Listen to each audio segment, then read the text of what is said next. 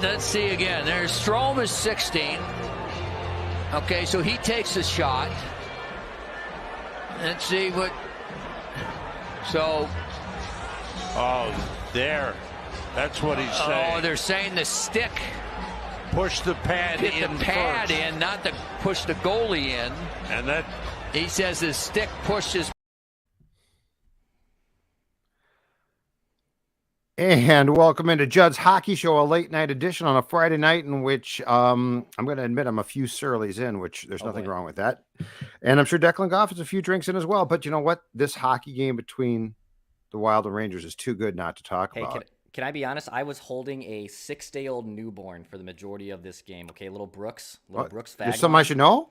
No, it's a buddy. About your personal life? It's not my baby. Oh, no, I okay, was good. I was holding going to say congratulations. Baby. I'm actually in very normal spirits despite what my Twitter feed says about me right now. I got you. Okay. No, I was holding a newborn baby watching a fantastic hockey game up until the last few seconds before the controversial ending that transpired. I've got a freshly opened Furious. Good for you. So I have an extra Citra that I'm going to crack open here in a bit. Okay, so explain to me your take. 3-2, Wild comes back from a 2-goal deficit in which they played a terrible first period.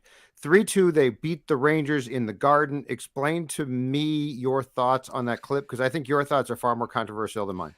All right, before I even give my thoughts, should we watch it again for the audience Sure. that's probably just tuning in right here? So absolutely. For anyone who's also maybe just tuning in who didn't watch the Minnesota Wild and New York Rangers affair here, let's look what happened here in the final seconds with the Wild up 3-2, and it looked like the Rangers side, at least, said that they tied the game. Let's play the clip here from the MSG telecast, because from what I've been told, the local broadcast did not show this angle. I watched the whole game. They did not show this. Louis was outstanding. He was great tonight. Color commentary, so I have no gripes. But Bally's definitely did not show what you're about to show. All right, let's see this clip again. Let's see again. There's Strome is 16. Okay, so he takes a shot. Let's see what. So. Oh, there. That's what he's saying. Oh, they're saying the stick. Push the pad in. Hit the pad in, not to push the goalie in. And that. He says his stick pushes. Okay, go ahead. So the stick pushed the pad in, and there apparently was a whistle, right? Otherwise the play was live. They claim it wasn't. There was no whistle. See, so here's they called the goal off with no whistle. Here's my grand scheme. If the play is dead, then why wasn't there a whistle? And two, no one knows, just like pass interference in football, no one knows what goaltender interference truly is.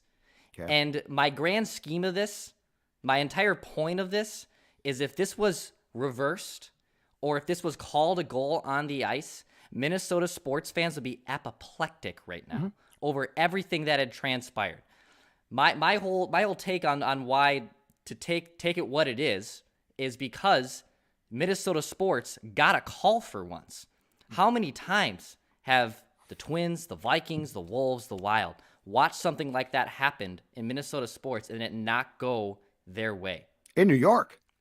In New York, the home of... and the review's right in Toronto, right? Is that where the review is back in Canada, isn't it? So the review itself was back, and they were looking at the goal was back looking up in Canada.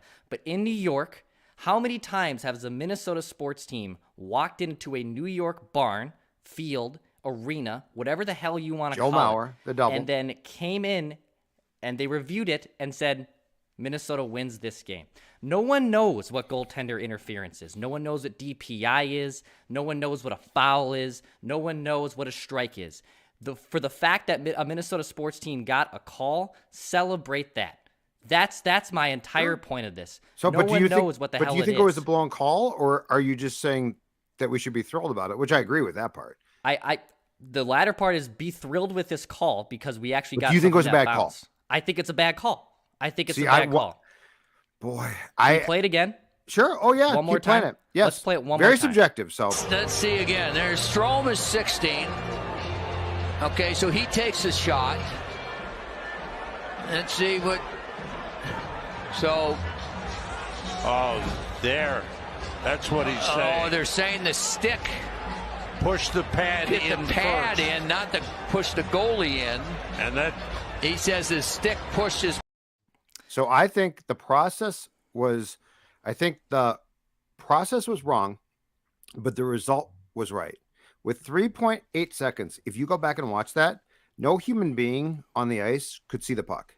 You have to blow the whistle there. They didn't blow the whistle. They should have blown the whistle. And that was my point in my tweet too. You should be blowing the whistle then. Yeah, right? well, I agree with that. But my other problem with that is I don't think that you should be able to whack at the puck and the goalie indefinitely. So if that had gone the opposite against the Wild and it was the Rangers, I would say the call that was made on the ice is the correct call. But if you go back and watch that, with 3.8 seconds left, that puck disappears from sight. And when that puck disappears from sight, the rule is blow the whistle. Right. Like it's not like, well, wait for it to come back out and then see what you think. So I think they knew that they got it wrong. I think they rectified it because I get your point. But I also think that puck disappeared. And we're looking at that puck, Dex, from above. And I wish my friends at Bally's pay a lot of money. I pay a lot of money for cable. I wish they had shown me that. But there's no way that if you're on the ice and you're an official that you can see that puck. Like it's not like you have a better, oh man, I'm gonna get really low and see that. So I think they got to the right place in the call. I think it's absolutely right. I understand your gripe. And yeah, I mean, we could go back and forth about official. There are calls there that don't, like, you don't know what the call is. Like, you know what the rule is, but you don't. Part of the problem too is it's defined incorrectly. Goaltender interference is a really bad phrase because interference in hockey is interfering with a player who's not around the puck. Yes. And then you switch it to be, but interference with a goalie, it actually should be called goaltender obstruction. Sure. Like they should use a different word, because you're right. When a hockey fan hears the word interference, that means you're obstructing something where you can't get to the puck. This is, you have the puck. So I think they got to the right place. And let me say this about tonight's win again, okay? Because Judd Zulgad seen as Mr. Pessimist for Minnesota sports. I understand that, and I'm willing to take that heat. I deserve it. But Declan, this again shows you how good a team this is, because in the first period, and by the way, and I'll get to this, Dean screwed up.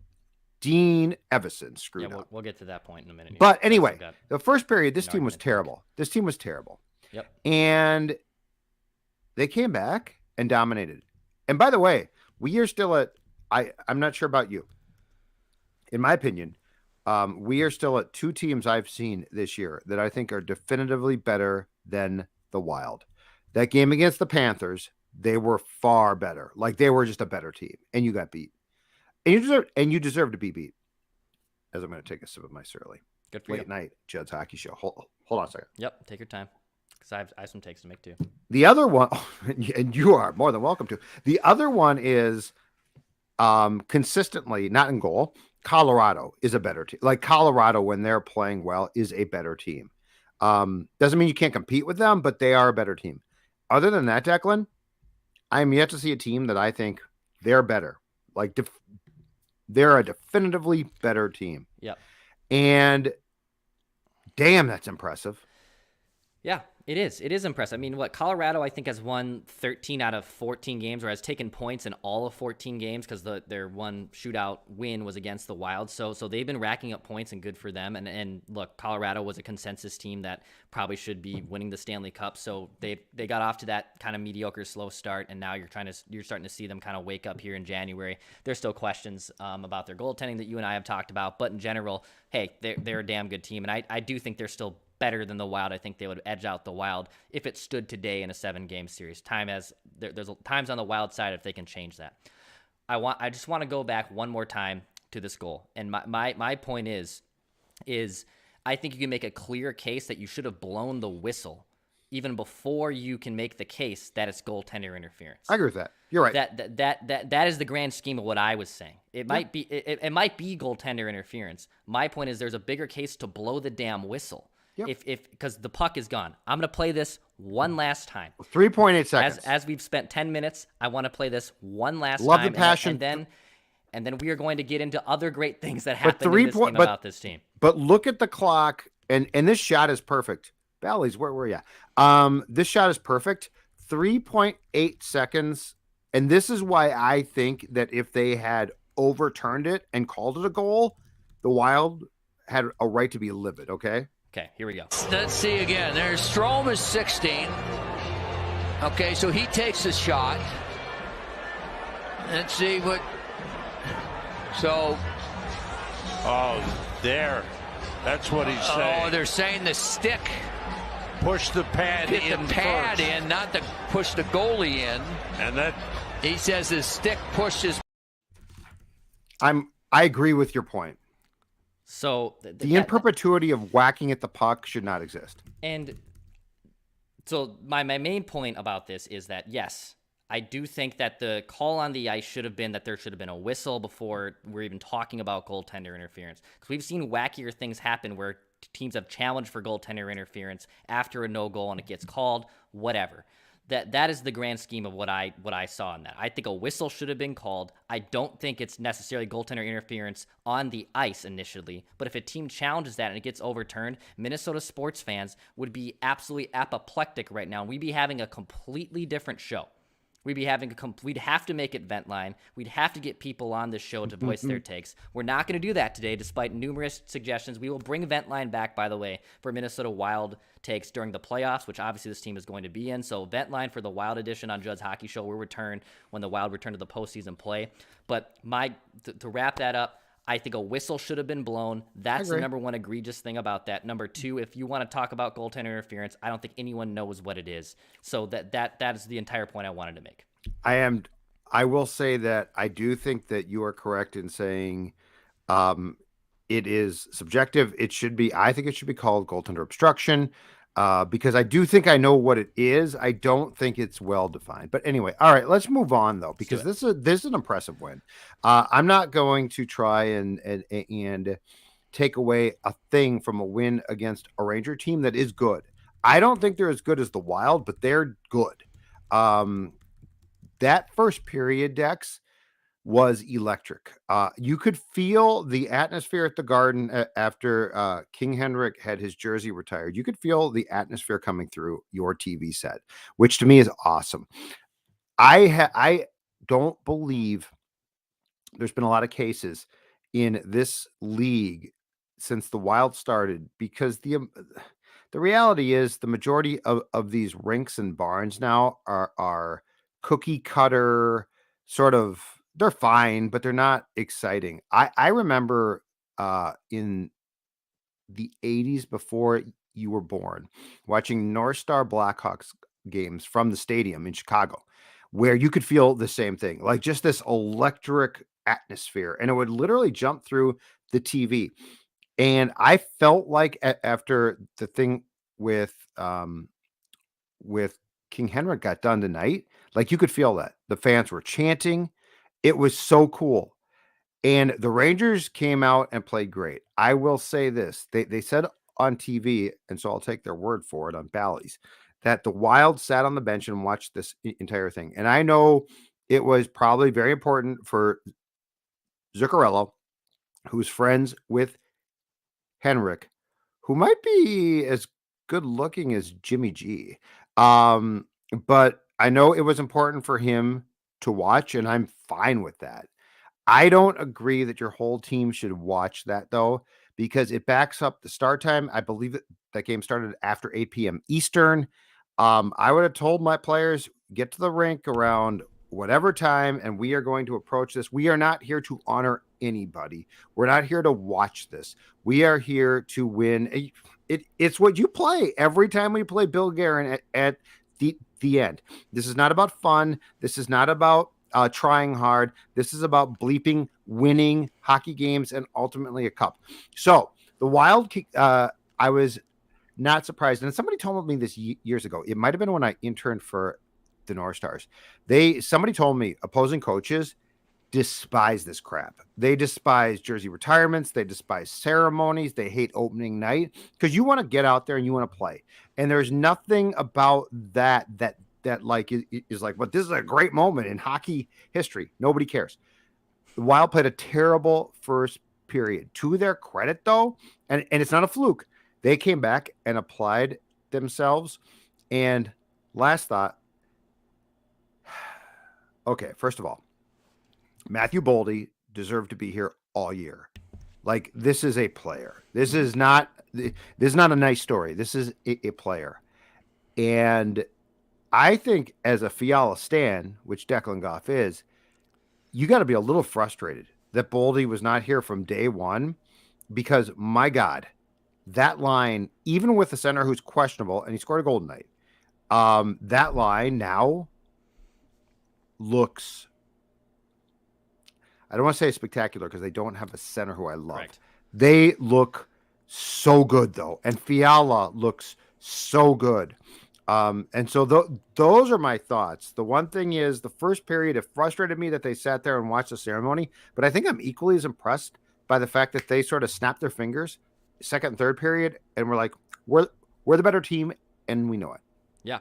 I think the word you could use to describe that Boldy Fiala line is confidence. There's finally confidence, not just in Fiala's game, because I think you see a lot of that regardless of who he's playing with, but there's confidence from the coaching staff and there's confidence that the team believes in that line for the first time. Fiala got in the doghouse a ton at the beginning of the season and also in peaks and valleys of his Wild career for turning pucks over, doing too much, trying too hard, and he ends up kind of getting the blunt of that blame. Now that he has Matthew Boldy, it makes things interesting. Like, Frederick Gaudreau should not be necessarily centering that line. He gets a penalty shot. He had no chance of scoring. He does get a nice goal, so he redeems himself, and that's great. I'll push back a little bit on you from the standpoint that Matthew Boldy should have been here from day one. I hear that logic, and I know what you're saying. But luckily, if the Wild were middling and they got off to a poor start, and now that they're playing good hockey, I'll get on your side.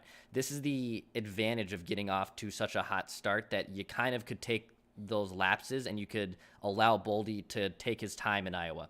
I'm not someone who is prospect hoarding and you need X amount of games to prove something and you need to do X, Y, and Z because that's how sports is and that's how you come up through the ranks. I think that's a lot of hoopla BS, just like you think it is.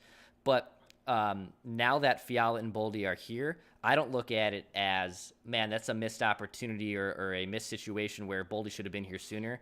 I look at it as, well, now you know what it takes to be a Stanley Cup team, and you know that Frederick Gaudreau is not going to be the guy that's probably centering that line if you're going to begin a playoff series. And I think Bill Guerin knows that. I think Dean Evison knows that.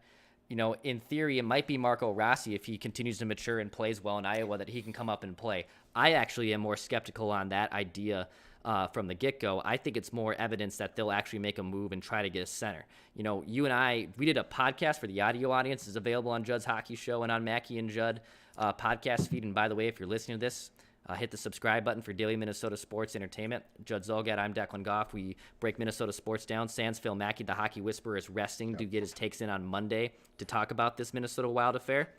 But if you like your Minnesota sports content and you want a little bit of change from what you're used to listening, hit the subscribe button right here on Score North for more Minnesota sports entertainment.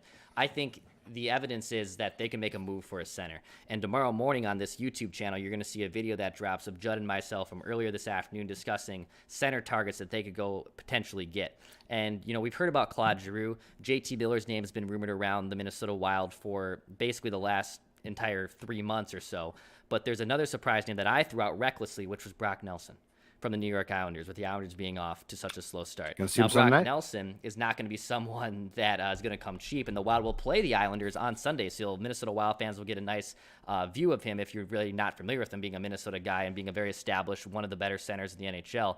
But to bring it full circle, I don't look at it as Boldy was not up here and that's a disappointment. I look at it as, now that you know that this team is legit, they're getting points at the same rate basically as Colorado. They're one of the best teams in a cutthroat division. You need something else to compete with those horses that are in Colorado. And I think tonight, and what Boldy and Fiala have shown in general and their sample size together, you need a true center, and I think they'll address that. And the interesting thing about this too, and why I think Giroux probably is the logical target is this. The more I watch this, Dex, I don't think trading Fiala becomes an option right now. So here's the thing, and Bill knows this. This team right now has for a very brief window, because things could, I don't think they're going to go sideways next year, but you're basically going to be cap strapped for 3 years. Bill Guerin knows this. This team right now has a window that is open. And Kevin Fiala, the more that we watch him with Boldy especially, shows that he's an important part of that. And so I really, how can I put this? I think that it makes more sense to pursue a cup right now, pursue a playoff run right now, and then come summertime, if you have to rethink things and retool a bit, you do that. But I don't think trading Kevin Fiala now with how he's playing becomes an option of, well, we had to trade him. I've tried to think in those terms, but this is an opportunity that's not going to present itself potentially for the next 3 years. Like, it might, but it might not too, because you're going to have to trim some players off because of cap. You've put yourself in a predicament, but you're not there yet. And so this is a very interesting discussion. On Goudreau. Yeah. On the penalty shot. May I mention this? Because it drives me nuts. And it is a result of the shootout. And I hate this. Goudreau's goal came because he took a great pass from Zuccarello, who was going off. It was a great play. He was by the bench. He was about to leave. Zuccarello passed it to Fiala, who, again, makes a great pass. Goudreau scores. Why? Because he's flying in. He goes, I believe, high glove side on Shesterkin. Great goal. The penalty shot, which, by the way, I don't even think this was legal when I was a kid and penalty shots were awarded, because you used to always have to move towards the goal. This crap of going in deliberately, which Goudreau did, and I'm going to slow down, now I'm going to speed up, now I'm going to move right, now I'm going to move left, drives me crazy. Absolutely drives me. Goudreau isn't good enough to do that. Goudreau needs to go towards the net and shoot.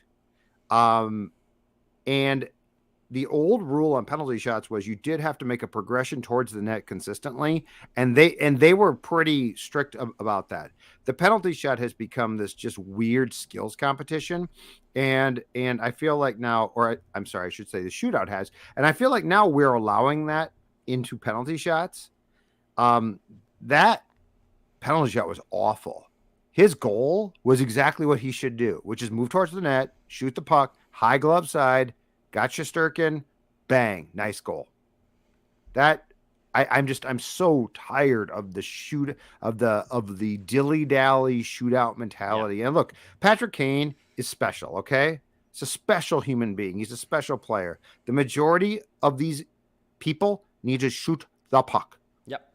Yeah, come in with a better move. And look, Frederick Goudreau. Not a move, just shoot the puck. When you get a shootout opportunity, or get a penalty shot, opportunity, you kind of got to make the most of it. And look, Frederick Goudreau doesn't have a lot of ammunition in his chamber to make a dazzling move to do that. So to your point, to what you're saying, just shoot the puck, man. Your handles aren't going to be the reason you're going to beat them, right? Like high glove side. Not to necessarily pull a Brian Ralston, which we used to do in the shootout move, which is, hey, here's my slap shot, try to stop it. Yeah, no. Because that is also a dime a dozen that doesn't really exist anymore. High glove side. And so you have to kind of just be at the mercy of that. But I think in general, look, Frederick Goudreau is a nice player. He's okay. He's replaceable. He isn't noticeably bad, but he isn't a noticeable difference maker. Yes. And that's what we've been discussing here in the last 10 minutes, and that's what we discussed on our bonus episode of Reckless Speculation from this afternoon, where you need another center. And a lot of Wild fans balked at the Chris Tierney possible interest from the Ottawa Senators, the Pierre Maguire being in the building on Monday at the Xcel Energy Center, and the Wild being tied to him, and Chris Tierney, 5 goals, 5 assists on a bad Senators team. That dude scored 18 goals for the Sharks 3 years ago, and has played 40 games in the postseason, and has been there and done that. And to be honest, is it going to be a monumental difference from Chris Tierney to Frederick Goudreau? Maybe not. Probably not. But is Chris Tierney a more playoff tested player that can maybe get a little bit more without giving up the farm and without giving up significant assets to make Fiala and Boldy better? Yes. I do think there's something more there. And I do think playoff wise, I do think that there's a good chance that Dewar will not be ideally won't play in the playoffs. Goudreau could then switch to a wing. Like things are going to change. I understand that things are going well now, and the top nine's really good. So I'm on board with the majority of the top nine. If you can replace Goudreau, that's cool. But that fourth line, which I like a lot, and they work hard and they're fast. But keep in mind, Goudreau is really fast. And so I'll go back to what we talked about on the episode that's going to be unveiled tomorrow, which is Frederick Goudreau actually makes sense on the wing with Sturm, who is out tonight because of COVID, and Dewar, who is a nice player, very well might not have a chance to play in the playoffs. Okay, I got a question for you before we're done here. Yes, sir. Because this is this came to me tonight, and I don't know if there might be some validity to it or not. Definitely put this in the reckless speculation file. Do you think that Calen Addison is going to be included in a trade? And that's why, because, somebody again tweeted me tonight, and I don't disagree with this. They're like, what does Ben bring that, like Calen? Yes. What does Ben bring that? Yeah. And I know he's a solid veteran, blah, blah, blah, but he's very solid. At best, he's a nice player. But Calen Addison, for what this team wants to do, especially on a bottom pairing, fits perfectly. He's fast. He brings a lot of things that I would think that they would use. Do you think that they're fixing to trade him and they don't want people and they don't want their team especially to get used to him? Because it does seem downright weird that they're just like, we'll plug Ben in. He's the good veteran. He's a good soldier. I just wonder if Calen's going to be included in a trade. So this is the delicious part that the Minnesota Wild have found themselves in terms of a trade market and being buyers potentially at the deadline. They have a prospect pool that's pretty damn good. Mm-hmm. Kaprizov, Boldy, and I would say Rossi. Well, not Kaprizov. I won't label him because he's a superstar. Boldy, Rossi are what I would call untouchable assets. I would call them untouchable. I'd be shocked if either of them were moved, especially Boldy in front of Rossi, with Boldy making his impression so far. Fair enough. From the Calen Addison side, and from the aspect of if you're going to acquire someone significant, you have to give something back up. This isn't just robbing Peter to pay Paul, and this isn't just trying to find hidden gems in a trash can here. You're going to have to give up something significant. And I'm under the belief that, look, Matt Dumba is an alternate captain and has meant a lot to that room, and Guerin talks about chemistry and culture, and Dumba's game has also just really progressed and taken a step forward, and he means a lot to the team off the ice too. So I think it's a hard sell to the locker room and the fan base to part with him, which would then, in theory at least, open the door. Well, then what are you going to do with Calen Addison? Because Calen Addison can't be playing bottom pairing minutes. Little sidetrack here. It's kind of like for the Vikings side of Kane Nwangu versus Alex Madison. Why is Kane Nwangu not getting snaps over Alex Madison? Well, because he's buried. He's buried on the depth chart. Is there something maybe a little bit more? Is there something a little bit more that you could unlock with Kane Nwangu that Alex Madison isn't bringing? Yeah, probably. But he's buried right now. And you're not going to just play Kane Nwangu 6-7 snaps a game just to do it. And you're not going to just play Calen Addison 10-11 minutes a night from Jordy Ben's side to just get him on the ice to show something. So it's difficult, but I would say actually in terms of like realistic prospects that aren't draft picks they could move, the two names you would probably dangle from a prospect side are Calen Addison and Adam Beckman. Those are probably the two sweeteners you'd throw in with draft picks if you were to make a splash trade. And when I mean a splash trade, I'm talking that Brock Nelson type, Thomas Hertl type. I don't think you'd have to give up one of those to get Claude Giroux. I could be wrong on that. You might have to give up Calen Addison to get Claude Giroux. You might. Because the Fletcher thing is very intriguing there. One, would Claude Giroux, who has a complete no move clause, okay a trade here? That's question one. If the answer is yes, does Chuck Fletcher want to help Bill Guerin win a Stanley Cup without feeling like he got a lot back? Right. Perhaps not. So, like, yeah, I'm wondering now, because Calen Addison not being here, unless there's something I don't know about his play, doesn't make a ton of sense. But if there is a agenda of, you know what, he is option A to move. And as far as Dumba and Fiala go, I think one of them is gone this summer, but I'm now convinced Fiala is not gone during the course of this season, and Dumba's definitely not. So I do think one of them gets moved this summer. I think that both of them are completely safe through the playoffs. And my kind of last take on this is, if you're worried about, I can't get rid of Rossi. Okay. Well, I can't get rid of Beckman. Okay. Well, I can't get rid of Addison. Okay. Well, then you're rolling. You're literally going to roll with Frederic Gaudreau and Victor Rask and those guys playing. It doesn't work that way. No. And I think fans need to be reminded of that. And we discussed this on our Reckless Speculation episode. The Wild's prospect pool has finally been built back up, right? Like Chuck Fletcher was trading around first-round draft picks like Judd knocks back Surly Furiouses, okay? He just throws them right in the can. He just puts them right in and they go right out. Now that you have Bill Guerin basically has stocked his Surly Furiouses. He has even stocked his Surly Extra Citras here, Judd. He has stocked numerous prospects and numerous things in the cupboard to make everything better.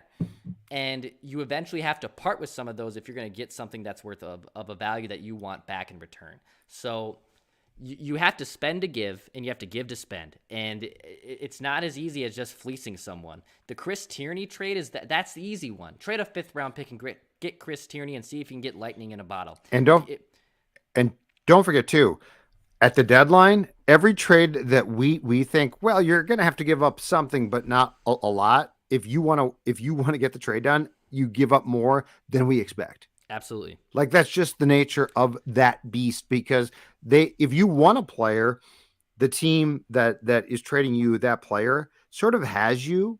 So I'm not saying that Rossi or Boldy would ever be dealt, but that's what I'm starting to wonder, if like Addison's being held in the minors to a certain point, but he's played up here enough to know he's good, to just be like, okay, here's the guy.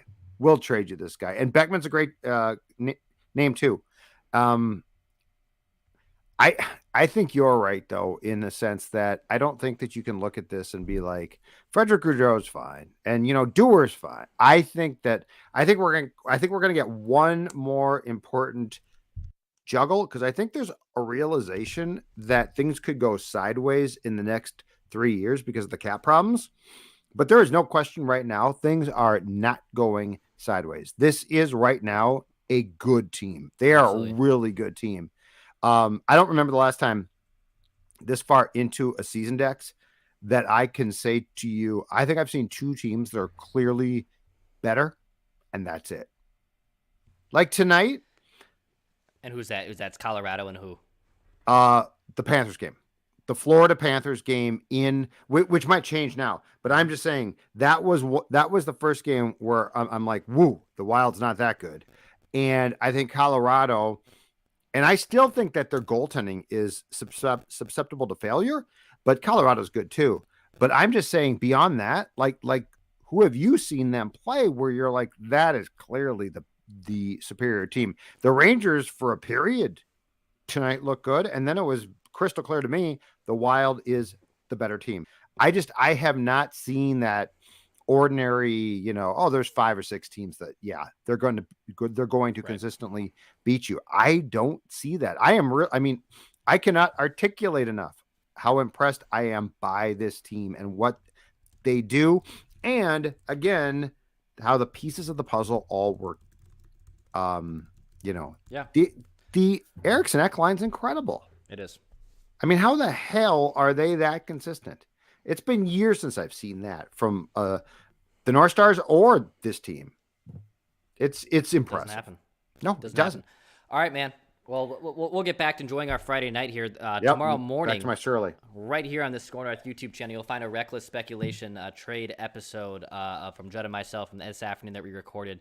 I'm sure Judd and I will actually be back also Sunday night to probably break things down after the Isles game. Yep. God willing, there's not a goaltender interference. And you got to hear Declan's Brock Nelson take because it's actually very intriguing. It makes more sense than my goaltender interference take from what I'm being hammered on right now. And if you want that take, go back and rewatch this But no, video. your point's right. Yeah. It should have been blown dead. It should have been blown dead. What's the problem there? They should have blown the play dead. And for the audio audience, if you don't know what the hell I'm talking about and you heard that clip being played in the first 10 minutes like 5 different times, come on this YouTube page, hit the subscribe button, and you'll completely understand what you'll get. And yes, Jackson, on our YouTube page, you'll get a JHS on Sunday after the WoW game. So for Judd, for myself, Declan Goff, thank you for listening. Hit the subscribe button for daily Minnesota sports entertainment. Pass, shoot, score, and we'll be back on Sunday. Listen, you guys know what this is all about, right? Right? What's it all about? Spurgey? Hard work and having fun. That. This is about winning.